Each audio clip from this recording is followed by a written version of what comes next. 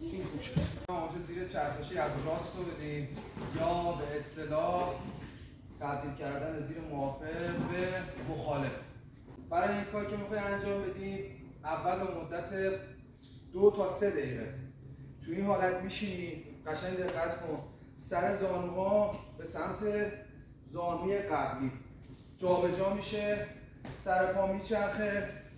3 دقیقه این حرکت رو انجام بده.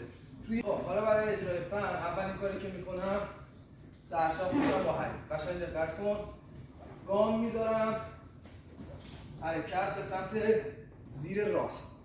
پای دومم که حرکت میکنه با گذاشتن ستون کردن سر زانوی من چرخش به سمت داخل، دست چپ من عوض میشه، فضا رو عوض میکنم، دستم میره رو مچ پا، کشش به سمت عقب، حریف رو میارم پایین.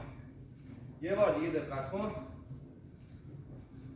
سرشاخ میشم با حریف، گام گذاشتن، رسیدن به پا، رسیدم به پا، دست چپم چرخش به سمت داخل، با چرخش دستم زانو پشت پای حریف میخوره زمین، چرخش کمر، کشش، آوردم پایین.